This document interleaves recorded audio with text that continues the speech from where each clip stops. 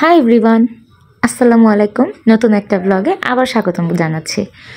আজকের ব্লগটা হচ্ছে আমাদের 31st নাইটে, মানে হচ্ছে নতুন বছরকে বরণ করার আগের রাতে আমরা কি কি করেছি এবং নতুন বছরকে বরণ করার জন্য আমাদের যে বারবিকিউ প্ল্যানটা করেছিলাম বা বারবিকিউ যে পুরো প্রসেসটা, তা নিয়ে কিন্তু এই ব্লগটা। তো আশা করছি তোমাদের ভালো লাগবে। প্রথমে কিন্তু আমরা চলে গিয়েছিলাম মুরগি কিনতে। তো সেখানে যে মুরগি কিনে নিয়ে আসি, আমি মুরগি কিনে নিয়ে সেগুলোকে কেটে ধুয়ে পরিষ্কার করে সব কিছু নিয়ে আমরা চলে আসছি ছাদে, একটা গ্রামীণ একটা ভাইবস নেওয়ার জন্য। আর এই খোলামেলা পরিবেশে করতে আমাদের আসলে অনেক বেশি ভালো লাগে। আর এই পুরো প্ল্যানটা কিন্তু আমরা ভাই বোনরা সবাই মিলে এক্সিকিউট করেছিলাম। আর হচ্ছে যে সবাই মিলে টাকা তুলে তারপর কিন্তু এক্সিকিউট করেছিলাম।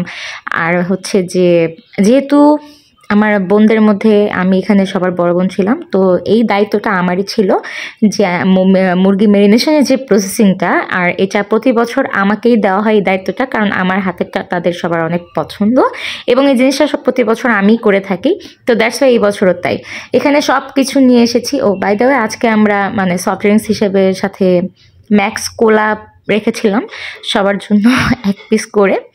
তো পুরো প্রসেসিংটাই কিন্তু তোমাদের সাথে শেয়ার করব, অনেকের কাজে লাগতে পারে যে কিভাবে আসলে আমরা বারবিকিউটা করেছিলাম। প্রথমে আমি একটু লবণ আর হচ্ছে লেবু নিয়ে নিয়েছিলাম চিকেনটার সাথে, কারণ এখানে লেবুর রসটাকে ব্যবহার করে, লবণ আর লেবুর রস একসাথে ব্যবহার করলে মুরগি থেকে একটা পানি ছেড়ে দেয় এবং সেই পানিটা ফেলে দিয়ে দেন হচ্ছে আমি মেরিনেশনের প্রসেসিংটা শুরু করব। আমি আসলে এইভাবেই করি, তাই আমি এইভাবেই দেখাচ্ছি। মুরগিটাকে ভালোভাবে লবণ এবং হচ্ছে লেবুর রস দিয়ে মাখিয়ে নিলাম। এখন হবে হচ্ছে মশলার যেই প্রসেসিংটা, এটা কিন্তু মেইন ইনগ্রিডিয়েন্টস, যেটা হচ্ছে বারবিকিউ মশলা। আমরা এখানে রাঁধুনির বারবিকিউ মশলাটা ব্যবহার করেছিলাম। সাথে আমি এখানে আদা রসুন বাই দ্য ওয়ে এগুলো গতকাল রাতেই কিন্তু আমরা এগুলোকে ব্লেন্ড করে আলাদা আলাদা জারে পটে ডিপ ফ্রিজিং করে নিয়েছিলাম। তো তারপর সেখান থেকে আমরা আদা রসুন তারপর যা যা দরকার সব একসাথে করে নিয়েছিলাম। আর এখানে আদাটা দেখো একদম এখনও বরফ হয়ে আছে, মানে এখনও পুরো ডিফ্রস্টটা সম্পূর্ণভাবে হয় নাই। তো যতটুকু হয়েছিল সেখান থেকেই নিয়েছিলাম। আমি একটু আদা রসুনের পরিমাণটা বাড়িয়েই দিয়েছিলাম, এতে করে যেহেতু এগুলো ব্রয়লার মুরগি খেতে ভালো লাগবে আর গন্ধটাও চলে যায়। তারপর পরিমাণ মতো হলুদের গুঁড়ো আর মরিচের ঝাল যতটুকু যেভাবে পছন্দ করি। তারপর নিয়েছিলাম হচ্ছে টমেটো সস, কেচাপ সস যে যেটা প্রেফার করেন। সাথে নিয়েছিলাম একটু টক দই। আর এই মশলার সবচাইতে বেশি ইম্পর্ট্যান্ট হচ্ছে সরিষার তেল। আমরা এখানে অনেকটুকু সরিষার তেল নিয়েছিলাম। বাই দ্য ওয়ে এটা সম্পূর্ণ আমি আমার ওয়েতে করি, আপনারা আপনাদের মতো করবেন, এটাই স্বাভাবিক। আর হচ্ছে যে আমি কিন্তু কোনো রেসিপি শেখাচ্ছি না, আমি যেভাবে করেছি সেটা আপনাদের সাথে শেয়ার করেছি। এখানে কিন্তু পরিমিত লবণ, যেহেতু এখানে সস ব্যবহার করা হয়েছে অনেকগুলো, তাই আমি প্রথমেই লবণটা নিই নাই, পরে নিয়েছিলাম। ও বারবিকিউ সসও কিন্তু আমি কিছুটা অ্যাড করেছিলাম। আমি মশলাটা যখন তৈরি করি তখনই আমি এখানে সরিষার তেল বারবিকিউ সস সব অ্যাড করে নিই। পরে যে আমি আবার যখন উপরে ব্রাশ করতে হয় সস, তখন আমি আবার সস আর সরিষার তেল একসাথে করে নিই। পরে এই তো এখন মুরগিগুলোকে মেরিনেশনের পালা চলে আসছে। মুরগিগুলোকে ভালোভাবে মশলার সাথে নিয়ে খুব ভালোভাবে সময় নিয়ে মাখিয়ে ভেতরটাতে যেন যায়, মুরগির শরীরে মশলাগুলো যেন ভালোভাবে মাখে, তেমনভাবে মাখিয়ে নিচ্ছি। এখন এই তো আমি কিছু ছবি তুলেছিলাম হাঁড়িটাকে নিয়ে, তাই এইভাবে একটু মানে ভিডিও করেও নিলাম। এরপর আমি উপরে আরও কিছু সরিষার তেল অ্যাড করে নিই, এতে কিন্তু অনেক ভালো ফ্লেভার আসে। তারপর সেটাকে আমরা অলমোস্ট 4 থেকে 5 ঘন্টার জন্য কিন্তু ফ্রিজিং করে রেখেছিলাম মেরিনেশনের জন্য। দেন এখানে আমরা ছাদে চলে আসি রাতে। আর কয়লাগুলোকে আমরা, যেহেতু আমাদের বারবিকিউ কোনো মেশিন ছিল না আজকে, তাই আমরা যেটুকু পেরেছিলাম সেইটুকু করেছি। আর এখানে তারপর আমাদের বাসার সবাই ভাই বোনেরা সবাই চলে আসতে থাকে, যেমন ভাইয়ের ছেলে, আমার ছেলে, তারপর ভাইয়েরা এখানে যেটা ইম্পর্ট্যান্ট সেইটা করা শুরু করে দেয়, মানে হচ্ছে বারবিকিউর জন্য আগুন জ্বালানো। পরে যেটা হয় ঘর ঘর কি কাহানি, যে আগুন জ্বলে না জ্বালাইতে হবে। তো এখানে আমরা মা ছেলে একটু হাত দিয়েছিলাম। দেখতে দেখতে আগুন কিন্তু জ্বালিয়ে আমরা এখানে দেখলাম যে 12টা অলমোস্ট বেজে গেছে। সবাই হ্যাপি নিউ ইয়ারের শুভেচ্ছা জানাচ্ছিল। তো এখানে আমার ছেলেও তারাবাতি নিয়ে খুব মজা করে হ্যাপি নিউ ইয়ার উইশ করছিল সবাইকে।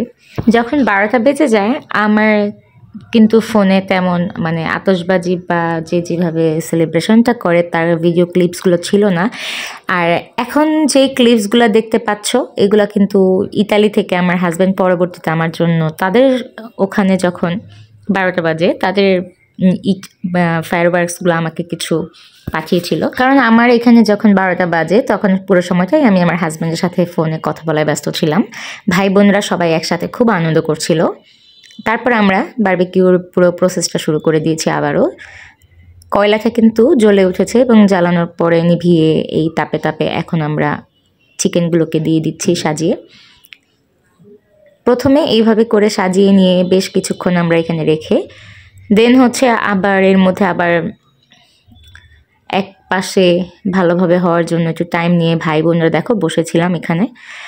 আর সবাই একসাথে কিন্তু একটু পরপর এসে একটু একটু করে কাজ করছিল, যদিও সব ক্লিপ আমার ফোনে নাই।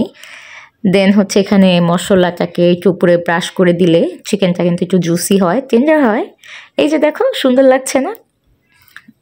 এরপর উল্টিয়ে পাল্টিয়ে যে যে মানে যেটা হয় আর কি বারবিকিউতে, ভাই বোনরা সবাই এসে দেখো কেউ ধরছে, ব্রাশ করছে, ছবি তুলছে। তো এক পর্যায়ে এরকম করতে করতে আমাদের কিন্তু বারবিকিউটা ডান হয়ে গিয়েছিল।